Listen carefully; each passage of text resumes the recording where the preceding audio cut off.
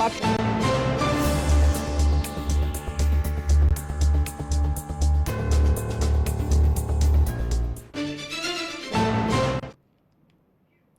के बाद एक बार फिर आप सभी का बहुत स्वागत है। नमस्कार, मैं सोनाली और आप देख रहे हैं केकेडी न्यूज। जी हां, वक्त तो चला है चुनावी चक्रव्यूह का, जिसमें लोकसभा चुनाव को लेकर के और इसके साथ ही सारे जनपद की समस्याओं को लेकर के, जिले की समस्याओं को लेकर के हम चर्चा करते हैं, विचार विमर्श करते हैं। आपको बता दें, लोकसभा चुनाव को लेकर के सियासी गलियारे में लगातार हलचल तेज है। एक तरफ जनता को लुभाने की तमाम कोशिशें हो रही हैं, बड़े बड़े दावे किए जा रहे हैं और घोषणा पत्र, न्याय पत्र और परिवर्तन पत्र का हवाला दिया जा रहा है। वहीं दूसरी तरफ जनता का अपमान, सनातन धर्म का अपमान, मीडिया का अपमान और अपशब्द भरी बातें की जा रही है। जी हां, हम बात कर रहे हैं फर्रुखाबाद जनपद के सपा प्रत्याशी नवल किशोर शाक्य की। इसी के साथ कांग्रेस पूर्व विदेश मंत्री सलमान खुर्शीद एवं उनकी भतीजी मारिया आलम की, जो अपने बयानों को लेकर के चर्चा में रहते हैं। बता दें, नवल किशोर शाक्य, मारिया आलम हो या सपा के मुखिया अखिलेश यादव, दोनों के शब्दों का ही लोक लिहाज नहीं रह गया। इन सभी नेताओं के बयान आए दिन सोशल मीडिया पर ट्रेंड करते रहते हैं, जो देश की जनता से वोट मांगने तो जाते हैं, लेकिन उन्हीं की इज्जत करना भूल जाते हैं। ऐसी एक वीडियो नहीं है जिसमें गठबंधन के नेता जनता की बेइज्जती करते हुए नजर आ रहे हैं। ऐसी कई वीडियोस हैं, उनमें से कुछ वीडियोस को हम आपको दिखाते भी हैं, उन शब्दों को सुनाएंगे भी जो शब्दों की मर्यादा को तार तार कर रही हैं, साथ ही सनातन धर्म और हिंदुओं की भावनाओं को भी आहत करते हुए नजर आ रही हैं। सबसे पहले तो सपा प्रमुख अखिलेश यादव का वो वीडियो आपको याद ही होगा, जिसमें वो पुलिस वालों को अपशब्द बोलते हुए नजर आते हैं। इसी क्रम में सपा का एक और प्रत्याशी काम कर रहा है। आपको बता दें कि अभी हाल ही की फर्रुखाबाद के सपा प्रत्याशी नवल किशोर शाक्य की एक वीडियो की हम बात कर रहे हैं, जो तेजी से वायरल हो रहा है, जिसमें जय श्री राम का नारा लगा रहे युवक को नवल किशोर शाक्य द्वारा उठवा करके बाहर फेंकवा दिया जाता है। हालांकि केकेडी न्यूज इस खबर की, इस वीडियो की पुष्टि नहीं करता है। वहीं इसके बाद नवल किशोर शाक्य के निजी कार्यक्रम में पत्रकारों के साथ बदसलूकी का भी एक वीडियो सामने आता है और उसके बाद अब फिर नवल किशोर शाक्य के कार्यक्रम में शामिल हुए गठबंधन के पूर्व विदेश मंत्री सलमान खुर्शीद एवं उनकी भतीजी मारिया आलम की वीडियो की, जिनके विवादित बयान पर एफआईआर भी दर्ज कराई गई है। अब जनता सवाल उठा रही है कि सपा का तो बीजेपी से बैर था, गठबंधन का बीजेपी से बैर था, लेकिन जय श्री राम के नारे से कब से बैर हो गया, सनातन धर्म से कब से बैर हो गया और जिहाद का वोट, ये सवाल कब से उठ गया। एक सवाल ये भी उठ रहा है कि जब चुनाव जीतने से पहले विपक्ष का ये रवैया है, तो चुनाव जीतने के बाद क्या होगा। इन सभी मुद्दों पर चर्चा के लिए हमारे साथ तमाम मेहमान मौजूद है। बीजेपी से विकास पांडे जी, सपा से नवल किशोर दुबे जी हैं और इसी के साथ हमारे साथ महासभा से, हिंदू महासभा से विमलेश मिश्रा जी हैं, कांग्रेस से मिराजुद्दीन जी हैं। आप सभी मेहमानों का चुनावी चक्रव्यूह में बहुत स्वागत है। हमारा सबसे पहला सवाल यही है कि लगातार आरक्षण ना देने की बात हो रही है, आरक्षण देने की भी बात हो रही है, गठबंधन, सत्ताधारी पार्टी, इन सभी के बीच, लेकिन इस बीच सलमान खुर्शीद की भतीजी का एक बहुत ही चर्चित वीडियो वायरल हो रहा है, जिसके लिए एफआईआर भी दर्ज की गई है। उसमें वो कह रही है कि खामोशी के साथ एक साथ होकर के वोटों का जिहाद करो, और इसके साथ अब ये ट्रेंड भी कर रहा है कि वोटों का जिहाद आखिर किस तरीके से किया जाएगा, आखिर कांग्रेस करना क्या चाहती है और इस बयान पर क्या कहा जाए। विमलेश जी, ये सवाल आपसे है। विमलेश जी, आपको हमारी आवाज आ रही है? अपने माइक को अनम्यूट कर लीजिए विमलेश जी।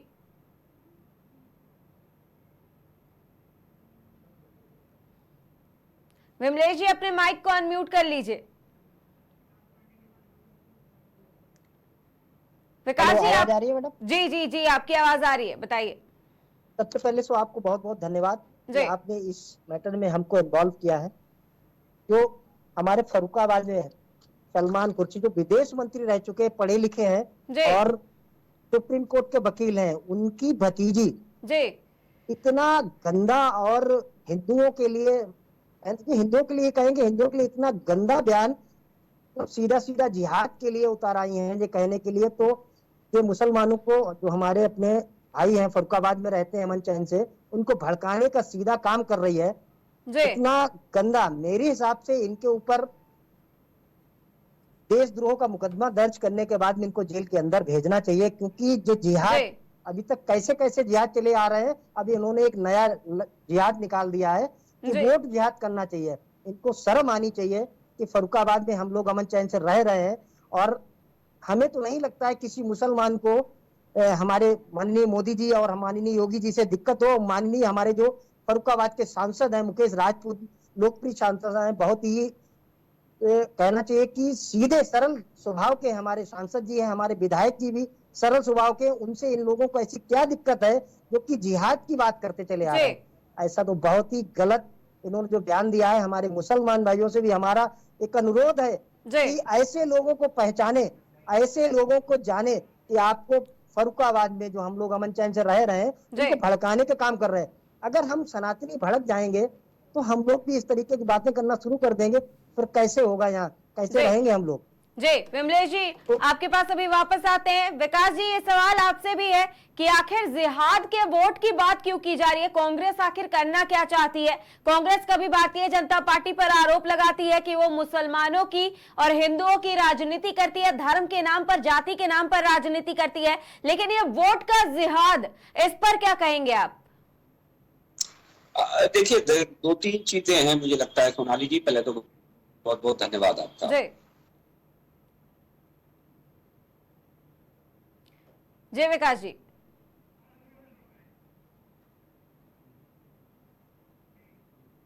सचिव साहब की भतीजी है, ये अपने में पर्याप्त है। सुनती जी मेरी आवाज आ रही है?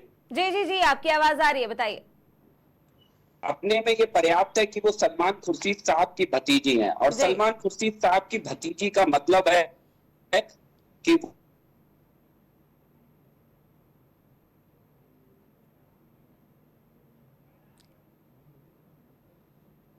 विमलेश जी, तब तक के लिए आपके पास आते हैं। नेटवर्क इशू आ रहा है थोड़ा सा हमारे साथ, विकास जी के साथ। विमलेश जी, आप बताइएगा। जी। देखिए, हमारा तो ये कहना है कि अगर इन्होंने अपनी बात को वापस नहीं लिया और अपनी जो गलती नहीं मानी, तो हम लोग भी अपने जिहाद के लिए जाएंगे और अपने हिंदुओं से कहेंगे कि आने वाला समय ये लोग जो हम लोगों को आपस में भिड़ाने का काम कर रहे हैं, तो ऐसे लोगों को मुंहतोड़ जवाब देना चाहिए। और हमें हर कीमत पे मोदी जी और योगी जी को लाना है, तो फिर सनातन धर्म की तरफ हमें भी जाना है। अगर हम लोगों इनके कहने पे और इनके करने पे हमारे जो मुसलमान भाई हैं, अगर इनकी बातों में आते हैं, बरगलाए जाते हैं, तो ये तो बहुत ही गलत होगा। और फर्रुखाबाद में ऐसा हम होने नहीं देंगे, क्योंकि हम सनातनी हैं और हमारी अपनी पहचान हिंदू महासभा से, हिंदू हमारे सब भाई हैं। उनके ऊपर किसी प्रकार की आंच आए, उससे पहले हम खड़े होंगे उनके साथ में ढाल के था। तो हमारा जो भी हमारे पैनलिस्ट हैं यहाँ पे, उनसे सबसे निवेदन है, चाहे वो सपा के हो, चाहे बसपा के हो, चाहे कांग्रेस के हो, चाहे भाजपा के हो, कि इस टाइप का बयान देने से पहले 4 बार समझें कि हम क्या कह रहे हैं। और विमलेश जी, कांग्रेस के उस पत्र पर क्या कहेंगे? कांग्रेस और साथी गठबंधन के उस पत्र पर क्या कहेंगे, जिसमें वो लगातार बात कर रहे हैं अपने भारत जोड़ो यात्रा की, उसका हवाला दे रहे हैं, साथ ही युवा न्याय की बात कर रहे हैं, किसान न्याय की बात कर रहे हैं, नारी न्याय की बात कर रहे हैं, श्रमिकों को न्याय देने की बात कर रहे हैं, साथ ही हिस्सेदारी देने की भी बात कर रहे हैं। देखिए मैडम, क्या है कि ये सब हम लोगों को चूतिया बनाने का काम हो रहा है, चाहे वो सपा हो, चाहे वो कांग्रेस हो। केवल न केवल हिंदू को बरगलाने का काम किया जा रहा है। जी। हिंदू जो हमारे हिंदू भाई इनके साथ में जुड़े हैं, उनको समझना चाहिए जो कल फर्रुखाबाद में बयान दिया गया है उसका क्या अर्थ निकलता है। कि हमारे सभी सनातनियों को समझना चाहिए कि केवल न केवल सपा और कांग्रेस मुसलमान को ही आगे बढ़ाने की बात करती है, उनको एकजुट करने की बात करती है। हमारे सभी हिंदू भाइयों को एक तरह से देखा जाए तो जिहाद के मामले में फांसने की बात कर रहे हैं। जी, जिहाद की बात हो रही थी अभी विमलेश जी, विकास जी से भी इससे सवाल कर लेते हैं। जिहाद की बात करते हैं जी। आज उन्हें कल जो उन्हें खुले मंच पे बोला है, ये कितनी ही गंभीर बात है, कितना ही गंभीर मुद्दा है कि हमारे फर्रुखाबाद में इतने लोकप्रिय नेता हैं, कभी भी उन्होंने हिंदू मुस्लिम में कोई फर्क नहीं किया है। और सलमान खुर्शीद की भतीजी साफ शब्दों में कह रही है कि हमको वोट जिहाद करना है। जी, विमलेश जी इसका जवाब एक विकास जी से भी हम ले लेते हैं, एक सवाल उनसे भी करते हैं। विकास जी, अभी आपने विमलेश जी की बातें सुनी कि लगातार कांग्रेस यही बात करती है कि किस तरीके से बांटा जाए, धर्म के नाम पर, जाति के नाम पर। लेकिन अगर कांग्रेस की बात की जाए तो कांग्रेस हमेशा भारतीय जनता पार्टी पर यही आरोप लगाती है कि भारतीय जनता पार्टी सनातन धर्म की बात करती है, धर्म के नाम पर राजनीति करती है, मुस्लिम और हिंदुओं को लड़ाने का काम करती है। लेकिन जो ये बयान सामने आया है जिसमें जिसमें जिहाद के वोट की बात कही जा रही है, ये कहीं ना कहीं ट्रेंड तो कर रहा है, लेकिन एक सवाल भी इस बीच जो छोड़ दे रहा है कि आखिर वोट के जिहाद से क्या मतलब है और मारिया आलम कहना क्या चाहती हैं और कांग्रेस आखिर उनसे करवाना क्या चाहती है। बहुत बहुत धन्यवाद और बात जी करें, बहुत बहुत धन्यवाद जी 1 मिनट जी विकास जी बताइए। विमलेश जी आपके पास वापस आते हैं, विकास जी को अपनी बात पूरी करने दीजिए। जी विकास जी। ठीक है। मुझे लगता है कि दो तीन चीजें हैं। एक तो मारिया आलम जी सलमान साहब की बेटी है, सलमान साहब की भतीजी है उनकी, और ये अपने में पर्याप्त है, क्योंकि सलमान साहब का वो स्टेटमेंट ना ये देश भूला है ना ये पूरा फर्रुखाबाद भूला है। जब सलमान साहब ये कहते हैं दिल्ली की सड़कों पर एक दुधमुहे बच्चे को बरगलाते हुए कहते हैं कि हम भी मांगे आजादी और तुम भी मांगो आजादी। सोनाली जी आपको भी याद होगा वो सलमान साहब का वीडियो। तो मुझे लगता है कि इस देश में केवल इसलिए आजादी चाहिए सलमान साहब को कि कांग्रेस सत्ता में नहीं है, तो इसलिए इन्हें आजादी चाहिए। कांग्रेस सत्ता में आ जाए तो कोई आजादी की आवश्यकता नहीं है। इस तरीके की भ्रांति फैलाने का काम सलमान साहब पूर्व में करते रहे हैं, और वही स्थिति उनकी भतीजी की है। मतलब सीधी सी कहावत है सोनाली जी कि जैसा खाओ अन्न वैसा हो मन। तो मुझे लगता है कि सलमान साहब की संगत में रहने के बाद मारिया आलम का भी वही राग है, पुराना राग है, और ये कांग्रेस पार्टी के साथ नया नहीं है। हिंदुओं को लेकर के कांग्रेस पार्टी की हमेशा से नीति रही है बांटने वाली, बांटने की नीति रही है। उदाहरण के लिए मैं आपको बताता हूं कि बंगाल के अंदर ममता दीदी की सरकार ने लगभग 91 जातियों को एसटी ओबीसी में शामिल किया, उनके आरक्षण में लेकर के आए, और उस 91 जातियों में 83 जातियां ऐसी थी जो मुस्लिमों से ताल्लुकात रखती थी। आप ये एक बहुत बड़ा प्रयोग है जो इस देश में कांग्रेस पार्टी और इंडी गठबंधन कर रही है। आप क्यों नहीं नरेंद्र मोदी जी की तरह कहते हैं कि सबका साथ सबका विकास और सबका विश्वास। आप जब बात आएगी तो वोट जिहाद की बात करेंगे। अरे भाई, जिहादियों की आंखों पर, जिहादियों की मौत पर आंसू बहाने के बाद अब बचा क्या है आपके पास? पूरा देश जानता है सोनाली जी, कांग्रेस पार्टी की नेता जिहादियों की मौत पर, आतंकवादियों की मौत पर आंसू बहाती है। देश के शहीदों के ऊपर उनकी आंखें नम नहीं होती हैं। देश के सैनिकों के सरों के साथ फुटबॉल खेलते हैं आतंकवादी, उनकी आंखें नम नहीं होती है। ये मुख्तार अंसारी को शहीद बताते हैं विकास जी। बिल्कुल, मैं उसी पे आ रहा हूँ। फातिया पढ़ने चले जाएंगे, काश अब्दुल कलाम जी के कब्र पर फातिया पढ़ने चले जाते, अच्छा लगता। वीर अब्दुल हमीद की कब्र पे फातिया पढ़ने चले जाते, अच्छा लगता। लेकिन अगर आतंकवादी और माफियाओं की कब्र पर आप फातिया पढ़ोगे तो जनता आपको जवाब देगी, जनता अपने वोट से आपको जवाब देगी। और वोट का जिहाद अगर आप करने की कोशिश करोगे तो ये मान लीजिए कि अगर 80% अगर जिहाद पर उतर आया तो मुझे लगता है कि इस देश का अमन चैन बिगड़ेगा। मैं तो बहुत बड़ी बात कह रहा हूं आपके इस मंच पे। मैं पहले ही दिन से मुझे संशय था कांग्रेस पार्टी और समाजवादी पार्टी का। जब ये मिलन हुआ तो मैंने ये मान लिया था मनी मन, ये स्वीकार कर लिया था कि इस देश को जलाने की, इस देश को दोबारा दंगों की आग में, इस प्रदेश को दोबारा दंगों की आग में झोंकने की कोशिश की जाएगी। उसी कोशिश का ये प्रयोग है कांग्रेस पार्टी और समाजवादी पार्टी का। ये मिला जुला प्रयोग है। जो प्रदेश पिछले 6-7 वर्षों से शांत था, अमन चैन के साथ रह रहा था, उस प्रदेश को चुनाव के नाम पर, वोट जिहाद के नाम पर दोबारा दंगों की आग में दोबारा झोंकने की कोशिश कर रही है ये इंडी गठबंधन। जी विमलेश जी, अब आप जवाब दीजिएगा। लगातार गठबंधन बात करता है कि चुनाव नहीं है, लोकतंत्र और संविधान को बचाने का चुनाव है। साथ ही भारतीय जनता पार्टी लोकतंत्र को खत्म करने का काम कर रही है।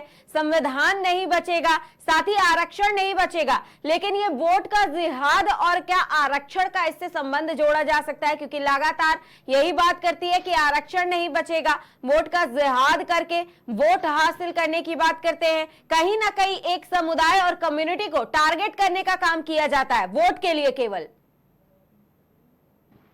देखिए मैडम, ये तो केवल सलमान खुर्शीद की भतीजी जैसे लोग, मानिए अखिलेश यादव जी जैसे लोग और कुछ चुनिंदा लोग हैं, उनका केवल कहना है और केवल मुसलमानों को भड़काने का काम करना है।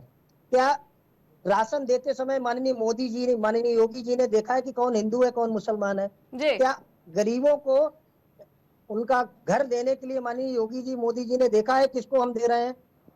ऐसी बहुत सारी स्कीमें माननीय मोदी जी, माननीय योगी जी ने दी है, उसमें क्या कभी देखा है कि हम मुसलमान को दे रहे हैं या हिंदू को दे रहे हैं? अगर हमारे प्रधानमंत्री जी, हमारे मुख्यमंत्री जी को ऐसा करना होता तो वो केवल हिंदुओं को ही मोबिलाइज नहीं करते। जी। इनको शर्म आनी चाहिए सलमान खुर्शीद जैसे लोगों को और ऐसे नेताओं को कि केवल न केवल मुसलमानों को भड़काने का, उनको चुनाव के समय इस्तेमाल करने का काम करते हैं। और अगर हम सनातनी भड़क जाएंगे तो क्या ये लोग यहाँ रह पाएंगे? जी, हम ये उस पर भी कितने... सवाल उठाएंगे विमलेश जी। जी, ये उस पर भी सवाल उठाएंगे, इसका जवाब हम विकास जी से लेते हैं। विकास जी, अभी विमलेश जी ने कई सारी बातें कही, उसमें भी उन्होंने ये भी कहा कि अगर सनातनी भड़क गए तो क्या होगा, लेकिन कांग्रेस और गठबंधन उस पर भी सवाल उठाएगा कि केवल सनातन धर्म की राजनीति की जाती है। इसी के साथ अगर एक और बात करें, हमेशा नवल किशोर शाक्य के कार्यक्रम में ही इस तरह की बयानबाजी क्यों किए जाते हैं? कभी जय श्री राम का नारा लगता है तो उठा करके बाहर फेंकवा दिया जाता है, कभी मारिया आलम आती है तो वो वोट के जिहाद की बात कर देती हैं। हमेशा नवल किशोर शाक्य के कार्यक्रम में ही ऐसा क्यों होता है? देखिए, बात नवल किशोर शाक्य के कार्यक्रम की नहीं है जी। बात है विशुद्ध रूप से इस इंडी गठबंधन के नेताओं की मानसिकता की। ये कोई पहला वाकया नहीं है जब इंडी गठबंधन के नेता ऐसी विषय वस्तु पे संज्ञान लेते हैं। सोनाली जी, आपको याद दिला दूं, इमरान मसूद कहते हैं कि मुसलमानों को डराते हुए कि मुसलमान एक हो जाओ, नहीं तो हमारा अस्तित्व खत्म हो जाएगा, हमें दूसरों के पैर पकड़ने पड़ेंगे। ये क्या है? कभी कभी आपने देखा है कि भारतीय जनता पार्टी के आदरणीय प्रधानमंत्री नरेंद्र मोदी जी ने ये कहा हो कि हिंदुओं एक हो जाओ, या सिख एक हो जाओ, या बौद्ध एक हो जाओ, या ईसाई पारसी एक हो जाओ? नहीं कहा। उन्होंने कहा पूरा देश भारत हमारा परिवार है, सारे परिवारी जन एक होकर के रहे। ये कहते हैं देश के प्रधानमंत्री नरेंद्र मोदी। मगर इंडी गठबंधन की वही दूसरे नेता नाहिद हसन क्या कहते हैं? नाहिद हसन ये डिमांड करते हैं कि आप एक वर्ग विशेष की दुकानों से सामान ना खरीदें। अपने मुस्लिमों से अपील ही करते हैं कि आप वर्ग विशेष की दुकानों से सामान ना खरीदें। ये कौन कहता है? नाहिद हसन। किस पार्टी के नेता हैं, किसके विधायक हैं, जरा बता दीजिएगा सोनाली जी। यही नहीं रुकते हैं, उनकी भतीजी वर्तमान में सांसद की प्रत्याशी है इंडी गठबंधन की, इकरा हसन, आप जानती होंगी। वो कहती हैं मुसलमानों को डराते हुए कि अगर बीजेपी आ गई तो मुसलमानों को दूसरे दर्जे का दर्जा मिलेगा, दूसरे दर्जे के नागरिक हो जाएंगे इस देश में। अरे भाई, किससे डरा रहे हो? उस बीजेपी से जिसने आजादी के बाद ये चिंता की कि मुसलमानों को छत नसीब हो, घर को छत मिले उन्हें। और इतिहास उठा करके देख लीजिए, इंदिरा आवास में जितनी हिस्सेदारी मुसलमानों की नहीं रही होगी, उससे कई ज्यादा हिस्सेदारी प्रधानमंत्री माननीय नरेंद्र मोदी जी के दिए हुए आवास में आज मुसलमानों की है। अभी कोई भेदभाव करने का काम नरेंद्र मोदी जी ने नहीं किया। लेकिन मैं फिर कहता हूं आपको, ये कांग्रेस का इतिहास है, फूट डालो राज करो। ये कांग्रेस पार्टी की नीयत है, नीति है और नेतृत्व का यही साइन है कि वो फूट डाल करके इस देश और इस सत्ता पर राज करना चाहते हैं। वो सेवा भाव में विश्वास ही नहीं रखते। जब आप सेवक बन के इस राष्ट्र की सेवा करेंगे तो आपको नरेंद्र मोदी जैसा देवता मिलेगा। लेकिन जब आप एक राजा बनकर शासन करना चाहेंगे तो निश्चित तौर पर बड़े उदाहरण है इस देश के अंदर, वो भी आपको देखने को मिलेंगे। विकास जी, एक सवाल और है। प्रियंका गांधी आज भाषण दे रही थी, उस भाषण में उन्होंने कहा कि महिलाओं को सरकार की ओर से सरकारी नौकरियों में 50% नौकरियां दी जाएंगी और अगर उनकी सरकार आती है तो इस काम को करके भी दिखाया जाएगा जिसमें 50% हिस्सेदारी केवल महिलाओं को ही होंगी। साथ ही उन्होंने ये भी कहा कि वो महिला हैं तो महिलाओं की समस्या को बखूबी जानती हैं। देखिए, सत्ता से दूर जाने के बाद इन्हें सब दिख रहा है सोनाली जी, सब कुछ दिख रहा है, और सत्ता आने के बाद ये सब अंधे हो जाएंगे। देख लीजिए, ये जितने नेता हैं इंडी गठबंधन के, अगर धोखे से सत्ता आ जाएगी इनके पास तो ये सब अंधे हो जाएंगे। इन्हें कुछ दिखना, सब दिखाई देना बंद हो जाएगा। अरे भाई, आपकी 50-50 साल इस देश में सरकारें नहीं, उसके बाद महिला आरक्षण बिल किसकी सरकारों में पेंडिंग पड़ा रहा है? जरा पूछ लीजिएगा बहन प्रियंका जी से, किसकी सरकारों में पेंडिंग पड़ा रहा? उसके बाद सबसे बड़ी बात, हैरत की बात ये आती है, महिलाओं के नाम पर क्या होगा? अरविंद केजरीवाल जी महिलाओं को जब प्रतिनिधित्व देने की बात करेंगे तो सुनीता केजरीवाल को लेकर के आएंगे, अपनी धर्मपत्नी। जब गांधी परिवार अपने यहाँ महिलाओं को प्रतिनिधित्व देने की बात करता है तो सोनिया गांधी निकल करके आती है, प्रियंका गांधी निकल करके आती है। जब यादव परिवार सैफई का अपने यहाँ महिलाओं को प्रतिनिधित्व देने की बात करता है तो निकल करके उनकी पत्नी आती है, निकल करके अखिलेश यादव की। तो मुझे लगता है कि बहुत बड़ा सवाल है, चाहे महिलाओं की बात हो और चाहे किसी भी प्रकार की राजनीति में युवाओं की हिस्सेदारी की बात हो, इनका फैमिली फर्स्ट का नारा हमेशा आगे रहता है। फैमिली फर्स्ट वाले लोग कभी इस देश की चिंता नहीं कर सकते। सोनाली जी, लिख करके रख लीजिए, जब नरेंद्र मोदी जी सत्ता में आए, सरकार में आए, तो उन्होंने कहा कि प्रधानमंत्री आवास मिलेगा, मगर उसे मिलेगा जो महिलाओं के नाम पे आवंटित होगा। उन्होंने कहा कि राशन कार्ड महिलाओं के नाम पर होगा। ये किसने करके दिया? इन नरेंद्र मोदी जी ने करके दिया, जो इन लोगों के चश्मे से नहीं दिखेगा, क्योंकि इनकी आंखों पे तो राजशाही का चश्मा चढ़ा है, इनकी आंखों पे तो राजा प्रवृत्ति का चश्मा चढ़ा है।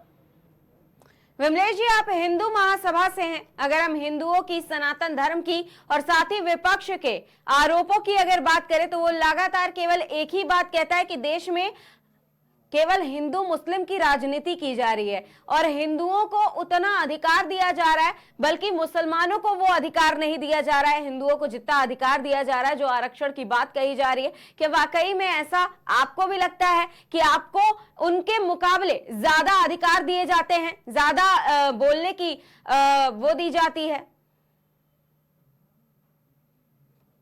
जी विमलेश देखिए मैडम, जी आज तक तो मुझे ऐसा नहीं लगा। मैं हिंदू महासभा से हूँ, लगातार हिंदुओं के लिए बात करता चला आ रहा हूँ। आज मेरे ऊपर 11 मुकदमे हैं केवल हिंदुओं की बात करने के लिए। अगर हमारी सरकार हम हिंदुओं को आगे बढ़ाने का काम करती तो सारे मुकदमे खत्म हो गए होते, लेकिन नहीं। जितना मोमडन को हमारी सरकार बढ़ावा दे रही है उतना हम लोगों को नहीं दे रही है, क्योंकि वो हिंदू मुस्लिम करना ही नहीं चाहती है। वो देश को आगे बढ़ाने की बात करती चली जा रही है, लेकिन कुछ चुनिंदा नेता हैं, जैसे सलमान खुर्शीद की भतीजी, जैसे हमारे और भी नेता हैं जिनके मैं नाम नहीं लेना चाहता हूं। ऐसे लोग केवल न केवल मुसलमान के नाम पे मुसलमान को भड़का के एकजुट करके चुनाव जीतने की फिराक में रहते हैं। लेकिन आजकल के जो मुसलमान पढ़े लिखे हैं वो समझदार हैं, वो समझते हैं कि देश हित में बात कौन कर रहा है और देश को बांटने की बात कौन कर रहा है। और माननीय योगी जी एक संत है, सनातन धर्मी है, सनातन धर्म को अग्रणी मानने वाले हैं। उन्होंने आज तक कोई ऐसा बयान दिया हो तो सोनाली जी आप बताइए कि हमारे मुख्यमंत्री जी ने कभी तक आज तक ऐसा कोई बयान दिया है कि हिंदुओं एक हो जाओ? अगर हमारे मुख्यमंत्री जी, अगर हमारे प्रधानमंत्री जी ऐसा बयान दे देते तो अब तक हमें लगता कि गृह युद्ध हो चुका होता। तो विकास जी, इससे विमलेश जी, ऐसा केवल मुसलमान नेता ही कर सकते हैं। हमारे सनातन धर्मी देश हित में काम कर रहे हैं, देश हित के लिए काम करते हैं। और हम जितने भी हिंदूवादी नेता हैं, सभी हिंदूवादी नेता देश हित के लिए काम करते हैं। हमारे फर्रुखाबाद के लोकप्रिय सांसद मुकेश राजपूत जी, आज तक उन्होंने ऐसा कोई बयान नहीं दिया है कि हिंदू एक हो जाओ, मुसलमान अलग हो जाए या मुसलमान हावी हो रहा है, टाइप की कोई बात ही नहीं की गई है। ठीक है विमलेश जी, हम वापस से विकास जी के पास आते हैं। विकास जी, एक विपक्ष का एक और बड़ा आरोप है, वो कहता है कि अगर बीजेपी 400 पार हुई तो संविधान बदल देगी। संविधान नहीं बचेगा, आरक्षण भी नहीं बचेगा इसी के साथ। और लगातार गठबंधन के कई बड़े नेताओं का ये बयान आ चुका है कि अगर 400 पार हुई या फिर अगर भारतीय जनता पार्टी सत्ता में वापस से आती है तो आरक्षण नहीं बचेगा, संविधान नहीं बचेगा। देखिए, यही तो मैं कह रहा हूं आपको कि भारतीय जनता पार्टी 400 पार आ रही है। कारण कि ये आज ये उन मुद्दों पर बात कर रहे हैं, उन विषयों पर बात कर रहे हैं जिनका कोई आधार नहीं। क्या ऐसा प्रैक्टिकली संभव है कि देश के संविधान को, जिन बाबा साहब के संविधान को भारतीय जनता पार्टी अपने हृदय में बसा करके काम करती है, उस संविधान को हम खत्म कर देंगे? कभी देखिएगा कि कभी आज से पहले किसी प्रधानमंत्री ने क्या सफाई कर्मियों के पैर धोए हैं? सुनाइए, धोए हो तो मुझे बताइएगा वो उदाहरण इतिहास में अगर मिलता हो। नहीं धोए। तो मुझे लगता है कि बाबा साहब के प्रति जो सम्मान और जो भाव भारतीय जनता पार्टी का है वो वर्तमान में किसी राजनीतिक दल का उनके प्रति नहीं है। मैं चुनौती के साथ कहता हूं, चाहे वह स्वयं उनकी समाज की राजनीति करने वाली बहन मायावती हो और चाहे वो कोई और राजनीतिक दल, जितना सम्मान आज भारतीय जनता पार्टी की नजर में श्रद्धेय बाबा साहब जी का है। 2-3 चीजें और हैं कि आप एक तरफ कहेंगे कि हम संविधान, दूसरी तरफ कहेंगे आरक्षण को लेकर के बिल्कुल स्पष्ट देश के प्रधानमंत्री, हम सबके अभिभावक नरेंद्र मोदी जी ने दो टूक कह दिया है, खुले मंच से कहा है, चैनल पे कहा है कि जब तक मोदी जिंदा है कांग्रेस चाहे कितनी भी दम लगा ले, कितनी भी कोशिश कर ले, हम ओबीसी और एससी में मुस्लिमों को नहीं घुसने देंगे, उनके आरक्षण पे डाका नहीं डालने देंगे। इसका सीधा सीधा अभिप्राय है कि भारतीय जनता पार्टी हमेशा इस तरीके की राजनीति को में विश्वास रखती है। अब भटके कहां पर हैं? आपके पास मुद्दे नहीं है, आप कभी ले आओगे संपत्ति टैक्स की बात। अरे भाई, अगर संपत्ति टैक्स की बात लाओगे तो सबसे ज्यादा संपत्ति टैक्स के मामले में तो कांग्रेस के नेता आएंगे, क्योंकि परिवारवाद की जननी है कांग्रेस। बड़ी दिक्कत आ जाएगी सैफई परिवार को कि बड़ी लंबी चौड़ी संपत्ति परिवार के नाम पे है। तो इन सब राजनीतिक दलों को ही दिक्कत आने वाली है। तो पहले ये क्लियर करें कि संपत्ति को लेकर के इनका स्वयं का क्या रवैया है। दान कर दें, मैं तो सीधे कहता हूं कि जाएं और दान कर दें। अपनी राजनीतिक विरासत जो नहीं छोड़ सकते हैं वो अपनी संपत्ति क्या छोड़ेंगे जनता के लिए? ये सोनाली जी आप बेहतर और बहुत अच्छी तरह से जानती हैं। आप याद कर लीजिए, समाजवादी पार्टी ने अभी तक जितने भी लोकसभा प्रत्याशी घोषित किए, बड़ी बात करते हैं अपने समाज की, श्रीमान अखिलेश यादव जी जितने भी प्रत्याशी घोषित किए हैं उसमें यादव समाज से डिंपल यादव, आदित्य यादव, तेज प्रताप यादव, धर्मेंद्र यादव, अक्षय यादव है। कोई दूसरा समाजवादी पार्टी में यादव नहीं है जिसे टिकट देकर के चुनाव लड़ाते, जिसे टिकट देकर के वोट तो चाहिए अखिलेश यादव जी को। लेकिन ये आप पर ही आरोप लगाते हैं विकास जी, केवल आप पर, भारतीय जनता पार्टी पर आरोप लगाने का काम करते हैं। शिवपाल यादव कह रहे हैं कि भाजपा ने जो वैक्सीन दी थी उसमें भी कमीशन ली थी। इसी के साथ उन्होंने ये भी कहा कि भाजपा के लोग हर चीज में कमीशन लेते हैं और पूंजीपतियों से फायदे के नाम पर पैसा लिया जाता है। देखिए, भारतीय जनता पार्टी जनता से कमीशन लेती है और वो कमीशन होता है वोट के रूप में, और हम उसे डिलीवर करके देते हैं सबका साथ, सबका विकास और सबका विश्वास के साथ अपने विकास मॉडल को। वो तो कमीशन हम स्वीकार करते हैं। अब शिवपाल जी का जो कमीशन है, शायद वो अपने कमीशन को भारतीय जनता पार्टी का कमीशन बता गए धोखे से। ये उनके समय में होता था। हम सब जानते हैं कि वो पीडब्ल्यूडी मंत्री रहे और उत्तर प्रदेश के अखिलेश यादव के बाद उन्हें मिनी मुख्यमंत्री कहा जाता था। मुलायम सिंह जी यादव के बाद उन्हें मिनी मुख्यमंत्री कहा जाता था। डिसीजन उनके हाथ के नीचे से होता था कि किसे ठेका देना है, किसमें कितने कमीशन आना है। तो कमीशन का खेल तो समाजवादी पार्टी का पुराना आधार है। यादव सिंह, मीरा यादव, आप याद कर लीजिए, वो अधिकारी गायत्री प्रजापति, ये कमीशन के खेल से ही उपजे हुए अधिकारी थे जिनके ऊपर शिकंजा कसा गया था।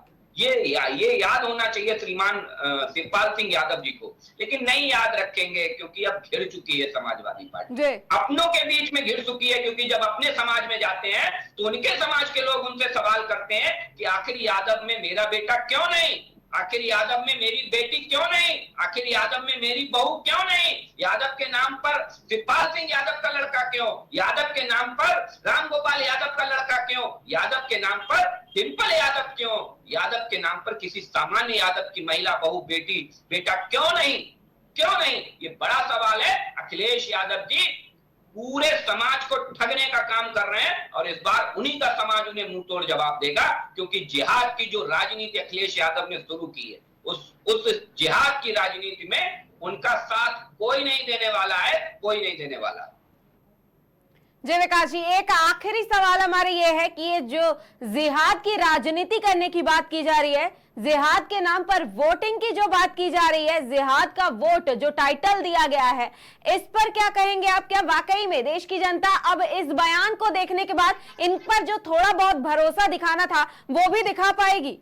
क्योंकि अभी केवल 2 चरण के ही मतदान हुए हैं और उसके बाद इस तरह के बयानबाजी। देखिए, एक बात समझ लीजिए सोनाली, जिहाद के नाम पर जिस वोट बैंक को ये साधने की कोशिश कर रहे हैं, उस वोट बैंक को ये भी तो बताइए कि आपने इतने वर्ष सरकार चलाई, दिया क्या?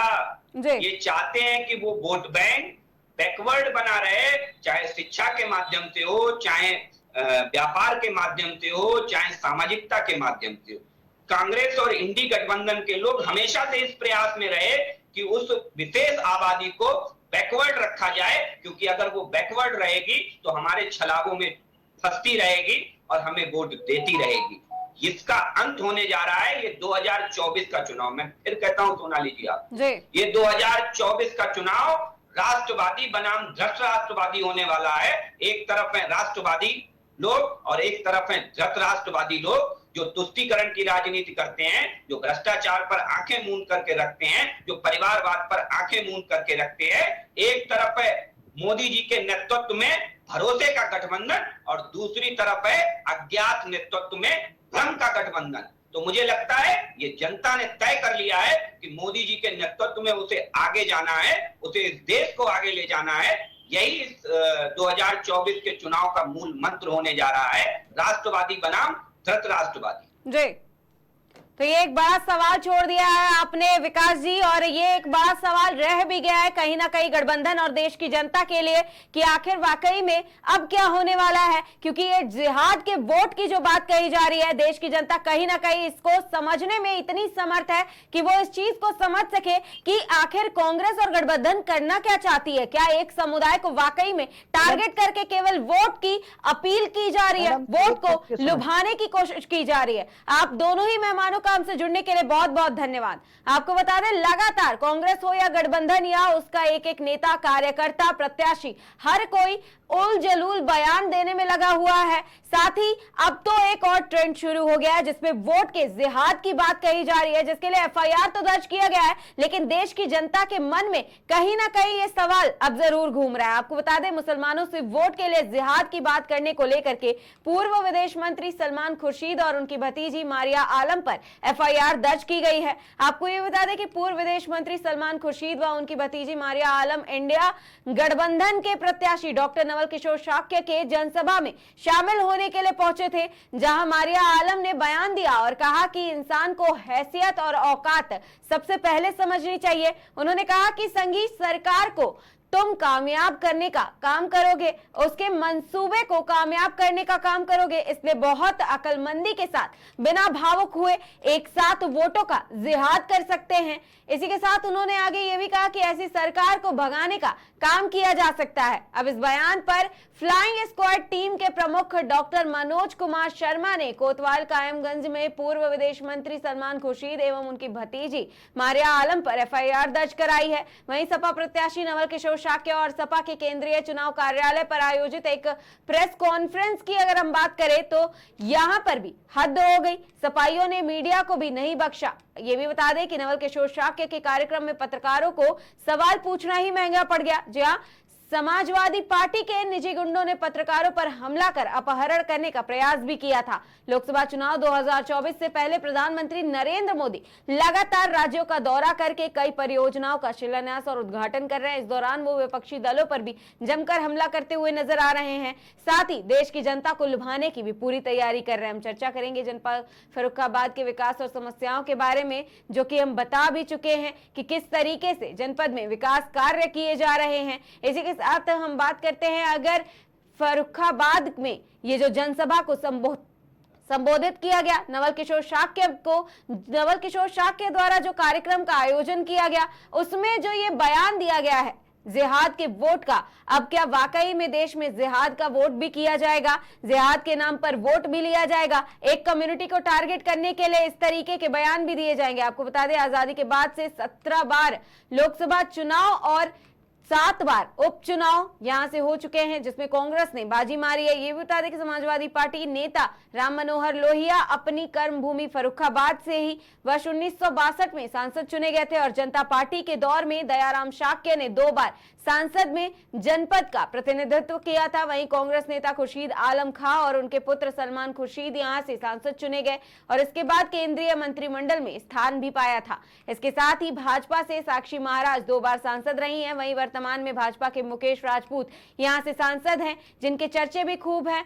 यहाँ की जनता आमतौर पर स्वच्छ छवि के नेता को ही पसंद करती है और यहाँ के स्थानीय मुद्दे गंगा और रामगंगा से घिरा हुआ जनपद तकरीबन हर साल बाढ़ का प्रकोप झेलता है। तो देखना यह है कि फर्रुखाबाद की जनता की समस्याओं का कितना समाधान हो पाता है। क्या स्वच्छ छवि का नेता ही दोबारा से फर्रुखाबाद में सांसद बनने वाला है? क्या तीसरी बार मुकेश राजपूत संसदीय जीत पाएंगे, सांसद में अपना स्थान बना पाएंगे, फर्रुखाबाद को जीत पाएंगे, हैट्रिक लगाने में कामयाब हो पाएंगे? और इस एफआईआर के बाद अब क्या कुछ घमासान मचने वाला है मारिया आलम के बयान पर, अब देखना ये बाकी है। वहीं 4 जून को नतीजे भी घोषित कर दिए जाएंगे। 2 चरण का चुनाव भी बीत चुका है, वहीं 5 चरण के चुनाव अभी होने बाकी हैं। इसी के साथ 4 जून को यह भी साफ हो जाएगा कि देश का अगला प्रधानमंत्री कौन बनेगा।